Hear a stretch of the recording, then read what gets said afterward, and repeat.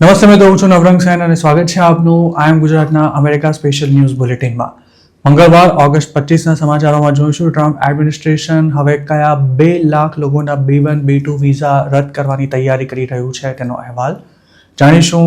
H1B પર ફરી એકવાર $1 લાખ ફી લાગુ કરવાની સાથે કઈ રીતે તેનો વ્યાપ પણ વધારવાનો અમેરિકાનો પ્લાન છે તેની વિગતો. અને ટેનેસીમાં ઓગસ્ટ 20ના રોજ પોતાના લિકર સ્ટોરમાં શૂટ કરી દેવાયેલા સુરેશ પટેલના કેસમાં આવેલા નવા મહત્વપૂર્ણ અપડેટની માહિતી.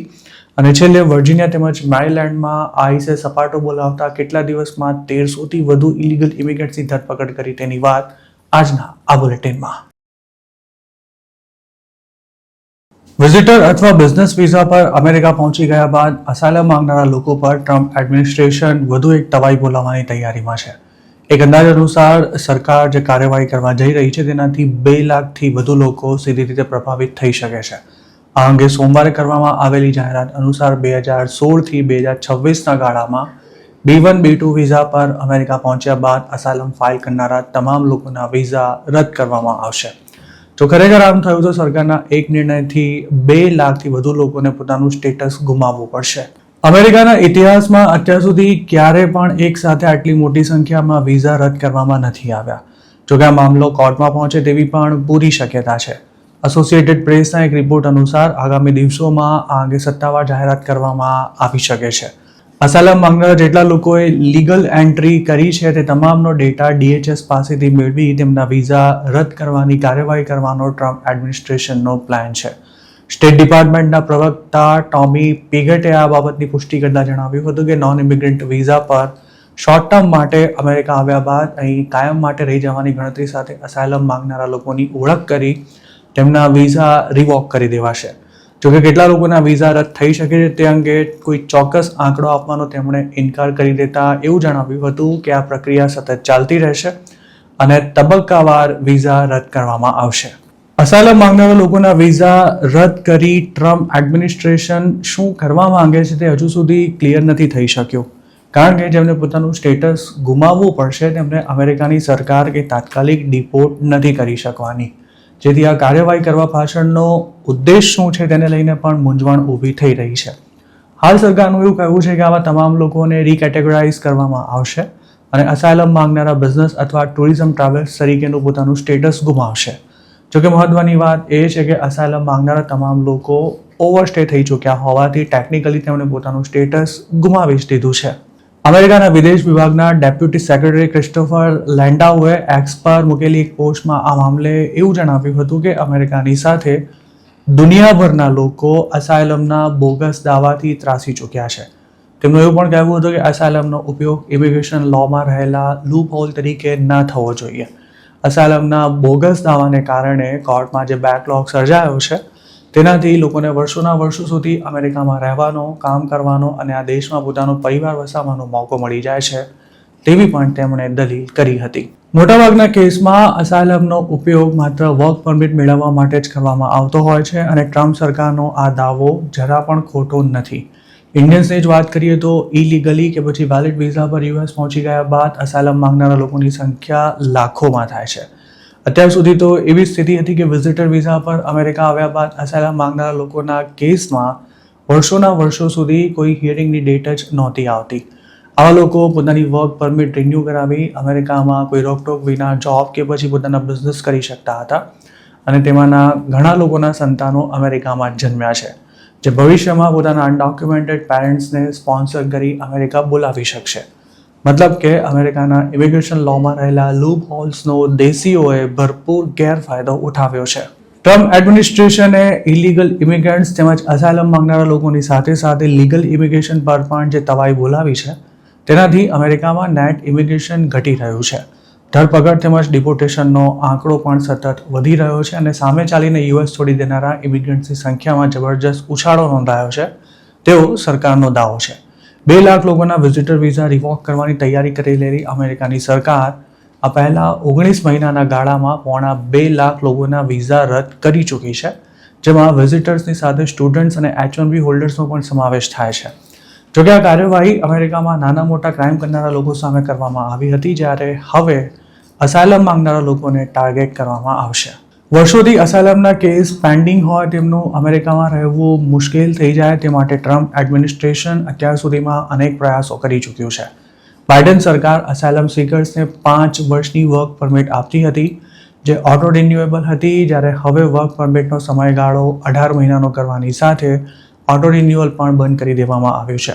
આ ઉપરાંત અસાયલમનો કેસ કર્યાના 6 મહિનામાં વર્ક પરમિટ મળવાનું પણ હવે લગભગ બંધ થઈ ચૂક્યું છે. ખાસ તો વર્ક પરમિટ રિન્યૂ કરાવવાની શરતો આકરી બનાવી દેવાઈ છે.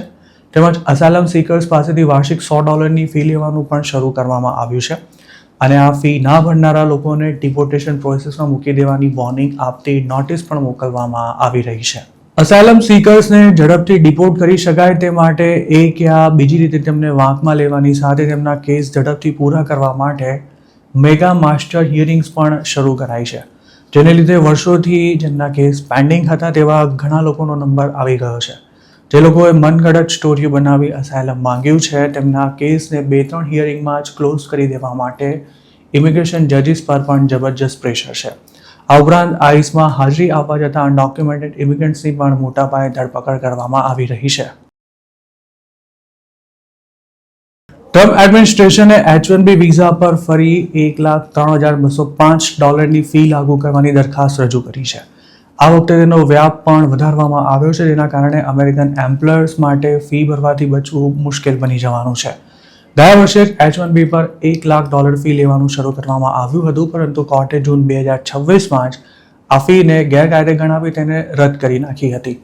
જોકે તે વખતે સરકારે ફેડરલ કોર્ટના આ નિર્ણય સામે અપીલ કરવાની જાહેરાત ચોક્કસ કરી હતી. જોકે આ મામલો આગળ વધે તે પહેલા જ લીગલ ચેલેન્જીસ રહેલી હોવા છતાં પણ ફરી એકવાર H-1B પર ફી લાદવાની તૈયારી શરૂ કરાઈ છે. જો આ ફી લાગુ કરવામાં આવી તો તેની અસર ઘણી જ વ્યાપક હશે. સપ્ટેમ્બર 2025માં H-1B પર ફી લેવાનું શરૂ કરાયું, તેમાં અમેરિકામાં જ હોય તેવા ગ્રેજ્યુએટ સહિતના લોકોને બાકાત રખાયા હતા.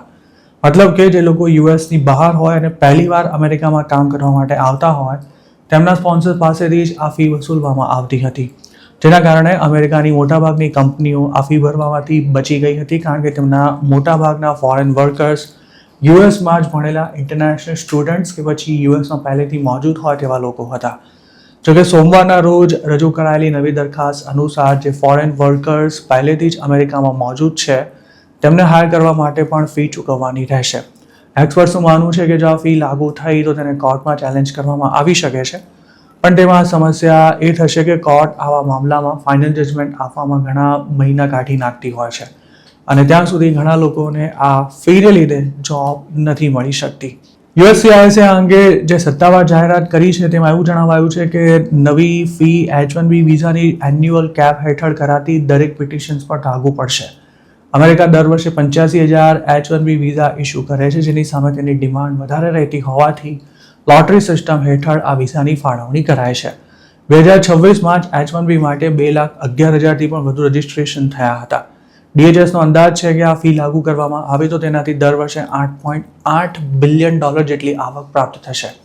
DHS એવું પણ જણાવ્યું છે કે H-1Bની એન્યુઅલ કેપમાંથી જેમને બાકાત રાખવામાં આવ્યા છે તેવા એમ્પ્લોયર્સને આ ફી નહીં ભરવી પડે, જેમાં નોન પ્રોફિટ યુનિવર્સિટીઝ અને હોસ્પિટલ્સનો સમાવેશ થાય છે. જો ટ્રમ્પ સરકાર આ ફી લાગુ કરવામાં સફળ રહી તો તેની સૌથી વધુ અસર ઇન્ટરનેશનલ સ્ટુડન્ટ્સ પર અને તેમાં ખાસ તો ઇન્ડિયન્સ પર થવાની છે.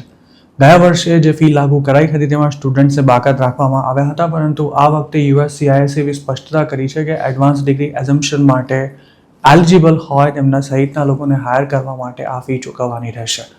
જો આમ થયું તો સ્ટુડન્ટ્સ માટે અમેરિકામાં નોકરી શોધવું લગભગ અશક્ય બની જાય તેવી પણ શક્યતા છે. હવે ટ્રમ્પ એડમિનિસ્ટ્રેશન OPT ખતમ કરવાની વાતો કરી રહ્યું છે અને સ્ટુડન્ટ્સને 4 વર્ષના ફિક્સ ટેન્યોર ધરાવતા વિઝા અપાઈ રહ્યા છે.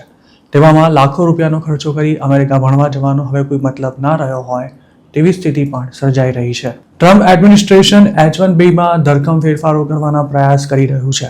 સરકારનો દાવો છે કે આ વિઝા પ્રોગ્રામનો દુરુપયોગ કરીને અમેરિકાની કંપનીઓ સસ્તા ફોરેન વર્કર્સને જોબ આપી અમેરિકન સાથે ભેદભાવ કરે છે. H-1B પર યુએસમાં કામ કરનારા ફોરેન વર્કર્સમાં ઇન્ડિયન્સની સંખ્યા સૌથી વધારે થાય છે અને હવે અમેરિકામાં આ મુદ્દો રાજકીય રંગ ધારણ કરી ચૂક્યો છે. H-1Bમાં મોટાપાયે ફ્રોડ ચાલતા હોવાના પણ આક્ષેપ થઈ રહ્યા છે અને આ વિઝા અપાવવા માટે ઇલીગલી લાખો રૂપિયાનો ચાર્જ પણ વસૂલવામાં આવે છે. જોકે અમેરિકામાં હાલ જોબ ક્રાઇસિસ જેવી સ્થિતિ હોવાથી H1B પર ત્યાં કામ કરવા જનારા ઇન્ડિયન્સની સંખ્યામાં ખાસો ઘટાડો નોંધાયો છે અને જે લોકો અમેરિકા જાય છે તેમને પણ જોબ શોધવાના ફાંફા પડી રહ્યા છે, જેના કારણે ઘણા કંટાળીને ઇન્ડિયા પાછા પણ આવી ગયા છે. અત્યાર સુધી દુનિયાભરના ટેલેન્ટેડ લોકો H1B પર અમેરિકા જતા હતા. યુએસને સુપર પાવર બનાવવામાં પણ H1B હોલ્ડર્સનું મહત્વપૂર્ણ યોગદાન છે. જોકે છેલ્લા કેટલાક વર્ષોથી આ પ્રોગ્રામનો ભરપૂર મિસયુઝ કરવામાં આવી રહ્યો છે તે પણ એક હકીકત છે. ખાસ તો અમેરિકામાં કામ કરવા માંગતા ઇન્ડિયન્સને ત્યાં કોઈ પ્રોજેક્ટ પૂરો કરવાના બહાને મોકલવામાં આવે છે અને ખરેખર તો આ કોઈ પ્રોજેક્ટ હોતો જ નથી. ઘણા કેસમાં તો અમેરિકામાં રજિસ્ટર્ડ કોઈ કંપનીમાં માત્ર ઓન પેપર કામ કરતા H1B હોલ્ડર પોતાનો પેરોલ ચાલુ રાખવા માટે ટેક્સની રકમ ચૂકવતા હોય છે અને કામ ક્યાંક બીજે જ કરતા હોય છે. ટેક્સાસમાં તો અમુક કહેવાતા એક્ટિવિસ્ટ H1B ફ્રોડ કરનારા લોકોને હાલના દિવસોમાં તેમના લોકેશન્સ પર જઈને એક્સપોઝ કરી રહ્યા છે અને જેમને એક્સપોઝ કરવામાં આવી રહ્યા છે તે મોટા ભાગના દેશીઓ જ છે. ટેનેસીમાં લિકર સ્ટોર ચલાવતા સુરેશ પટેલ નામના એક ગુજરાતીની ગોળી મારીને હત્યા કરી દેવાના કેસમાં મોટું અપડેટ આવ્યું છે. ઓગસ્ટ 20ના રોજ રાતે 9 વાગ્યાની આસપાસ સુરેશ પટેલ પર મલ્ટિપલ શોટ્સ ફાયર કરવામાં આવતા તેનું ઘટના સ્થળે જ મોત થઈ ગયું હતું. આ ગુજરાતીની હત્યા કરનારો શકમન ત્યારથી જ ફરાર હતો, જેની રવિવારે બપોરે ધરપકડ કરી લેવામાં આવી હોવાનું પોલીસે જણાવ્યું છે. જેક્સન પોલીસ ડિપાર્ટમેન્ટની સાથે સ્ટેટ અને ફેડરલ ઓથોરિટીએ ભેગા મળી હત્યારાની ધરપકડ કરી છે. જોકે તે પોલીસના હાથમાં આવે તે પહેલા જ સુરેશ પટેલ સિવાય બીજા એક શખ્સની પણ હત્યા કરી ચૂક્યો હતો. કોરી હોગ નામના આ શકમનની હાઈ સ્પીડ ચેઝ બાદ જેક્સનમાંથી જ ધરપકડ કરવામાં આવી હતી. તેણે જેક્સન સિવાય અન્ય લોકેશન્સ પર પણ હિંસક ગુનાને અંજામ આપ્યો હોવાનો પોલીસનો દાવો છે. કેરી હોગે પોલીસને ખૂબ જ દોડાવી હતી, પરંતુ ડોક્ટર FB રાઇટ ડ્રાઈવ પર આવેલા બર્ગર કિંગની નજીક તેને ઘેરી લેવામાં આવ્યો હતો. આરોપી અત્યાર સુધીમાં કેટલા ગુનાને અંજામ આપ્યો છે તેની તપાસ હાલ ચાલુ છે. કોરીએ ગુરુવારે રાતે રિચક્રેસ્ટ સેલર્સ નામના લિકર સ્ટોર પર જઈ કેશ રજિસ્ટર પર રહેલા સુરેશ પટેલને ગન બતાવી પૈસાની ડિમાન્ડ કરી હતી. સુરેશ પટેલે તેને પૈસા કાઢીને આપી પણ દીધા હતા, પરંતુ તેમ છતાંય તેમના પર મલ્ટિપલ શોટ્સ ફાયર કરવામાં આવ્યા હતા. સુરેશ પટેલે 4 દિવસ પહેલા જ આ સ્ટોર ટેક ઓવર કર્યો હતો અને તેમની હત્યા કરવામાં આવી જ્યારે તેમની 19 વર્ષની દીકરી પણ ત્યાં જ મોજૂદ હતી. લિકર સ્ટોરમાંથી નીકળેલો હત્યારો વ્હાઇટ કલરની સિડાનમાં ક્રાઇમ સીન પરથી નાસી છૂટ્યો હતો. ત્યારબાદ રવિવારે સવારે ક્રોકેટ કાઉન્ટીમાં આ જ પ્રકારનું શૂટિંગ થયું હતું, જેમાં સુરેશ પટેલની હત્યા કરનારો સંડોવાયેલો હોય તેવી પોલીસને આશંકા હતી. લોકલ મીડિયા રિપોર્ટ્સ અનુસાર આ ઘટનામાં બેલ્સના ઓસ્કોન સફારી કોર્નર માર્કેટ પર આવેલા કન્વીનિયન્સ સ્ટોરમાં કેશિયરને ગોળી મારી દેવામાં આવી હતી. સ્ટોરમાં આવેલા એક કસ્ટમરે 911 પર ફોન કરતા ઘટનાની જાણ થઈ હતી, જેમાં ઘાયલ થયેલા એમ્પ્લોયીનું ત્યાં જ મોત થઈ ગયું હતું, જ્યારે ગોળીબાર કરનારો નાસી છૂટ્યો હતો, જેને બપોર સુધીમાં પકડી લેવાયો હતો. ગુજરાતીઓની ખાસી વસ્તી ધરાવતા મેરીલેન્ડ અને વર્જિનિયામાં આઈસના એજન્ટ્સે સપાટો બોલાવ્યો છે. DHSના જણાવ્યા અનુસાર આ બંને સ્ટેટ્સમાં હાથ ધરવામાં આવેલી કાર્યવાહીમાં માત્ર 2 જ અઠવાડિયામાં 1328 ઇલીગલ ઇમિગ્રન્ટ્સની ધરપકડ કરવામાં આવી છે, જેમાંથી 400થી વધુ લોકોએ અમેરિકામાં કોઈ ગુનો કર્યો હતો કે પછી તેમને કોર્ટ દ્વારા કસૂરવાર ઠેરવવામાં આવ્યા હતા. Operation safe county Washington DC હેઠળ ઓગસ્ટ 1 થી ઓગસ્ટ 14 દરમિયાન આ કાર્યવાહી હાથ ધરવામાં આવી હતી. જે ક્રિમિનલ એલિયન્સની આ દરમિયાન ધરપકડ કરવામાં આવી છે તેમાં kidnapping, hit and run, identity theft અને મર્ડર સહિતના ગુના કરનારા લોકોનો સમાવેશ થાય છે. જોકે જેમણે ક્રાઇમ નથી કર્યા તેવા અનડોક્યુમેન્ટેડ ઇમિગ્રન્ટ્સમાં પણ આઈસની કાર્યવાહીને કારણે હાલ ફફડાટ ફેલાયેલો છે. મેરીલેન્ડ અને વર્જિનિયાની ઘણી કાઉન્ટીઝમાં સેન્ચ્યુરી પોલિસી અમલમાં છે, જેના કારણે લોકલ પોલીસ ઇમિગ્રેશન એન્ફોર્સમેન્ટમાં આઈસને સહકાર નથી આપતી કે ન તો તેમની ધરપકડની વિગતો ઇમિગ્રેશન ઓથોરિટી સાથે શેર કરવામાં આવે છે. જોકે તેમ છતાંય ફેડરલ એજન્ટ્સ દ્વારા માત્ર 14 જ દિવસના ગાળામાં આટલી મોટી સંખ્યામાં ધરપકડો કરવામાં આવી છે. આ કાર્યવાહીમાં કયા દેશના કેટલા લોકોને પકડવામાં આવ્યા તેનો કોઈ ચોક્કસ આંકડો આપવામાં નથી આવ્યો, પણ તેમાં કેટલાક ઇન્ડિયન્સ પણ અરેસ્ટ થયા હોય તેવી શક્યતા નકારી શકાય તેમ નથી. ડેમોક્રેટિક સ્ટેટ્સમાં ફેડરલ એજન્ટ્સ વોરંટ સાથે ઇમિગ્રેશન રેડ કરવાની સાથે ટ્રાફિક સ્ટોપની કાર્યવાહી પણ કરી રહ્યા છે, જેમાં વોરંટ વિના પણ મોટી સંખ્યામાં લોકોની ધરપકડ કરવામાં આવી રહી છે. ઘણા કેસમાં તો જેમનું કોઈ ક્રિમિનલ બેકગ્રાઉન્ડ નથી અને અસાયલમના કેસ પેન્ડિંગ છે તેમને પણ પકડીને જેલ ભેગા કરાઈ રહ્યા છે. આઈસનો દાવો છે કે ઇમિગ્રેશન એન્ફોર્સમેન્ટને સાયલેન્ટલી અને સક્સેસફુલી અંજામ આપવામાં આવી રહ્યો છે.